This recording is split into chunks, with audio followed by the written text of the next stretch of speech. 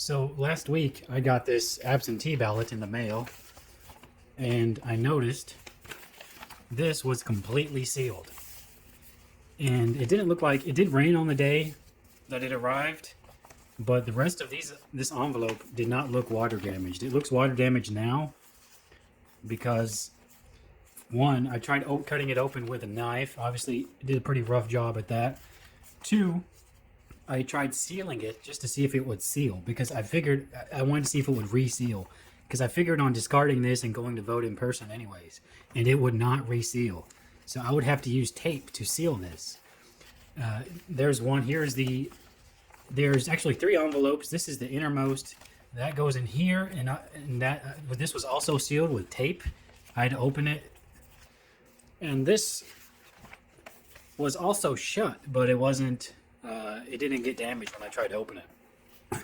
So basically, in an election where everybody's concerned about fraud, I don't know why almost all three of these envelopes are completely sealed.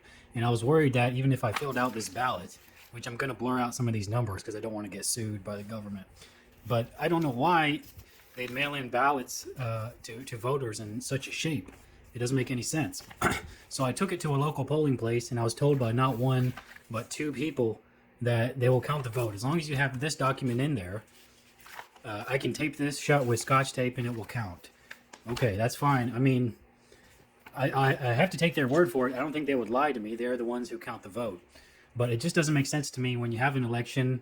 I mean, I tried to see if they could just throw this in the trash and let me vote right there during early voting.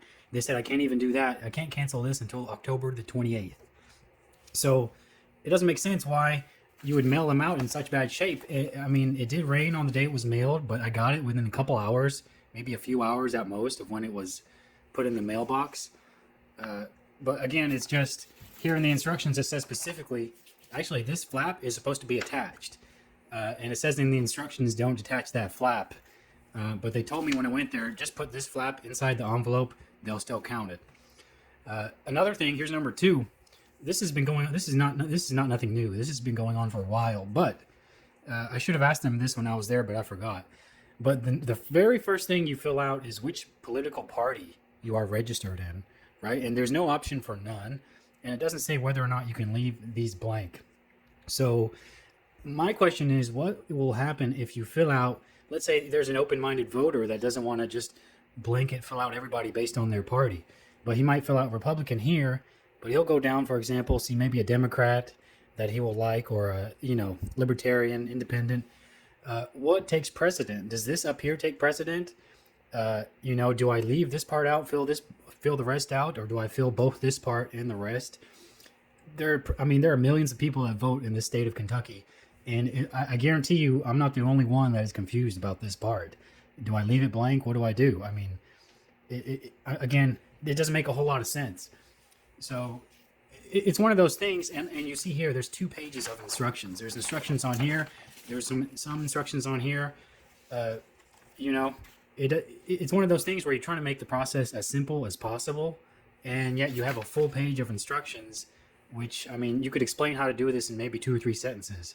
So you're complicating things for no reason, and you have no instructions on actually how to fill out the crucial piece of information. All these instructions are about all these 4 envelopes that we have here. 3 envelopes. 1, 2, 3. I'm just showing the backs of them so I don't have to blur my address. Yeah, that's basically it. I don't understand why this has to be such a convoluted process just because you want an absentee ballot.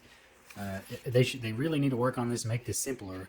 And instead of just having instructions for the envelope, have instructions for actually how to fill out this ballot, and probably get rid of this part. This part, people are not too lazy to fill out 6 sections, This is probably going to influence, I don't know what takes precedent. Does this take precedent? But what if you fill out Republican and then you vote for something other than Republican? It doesn't make any sense. What if I leave this blank? Will my vote be counted? It's just a messed up process in general.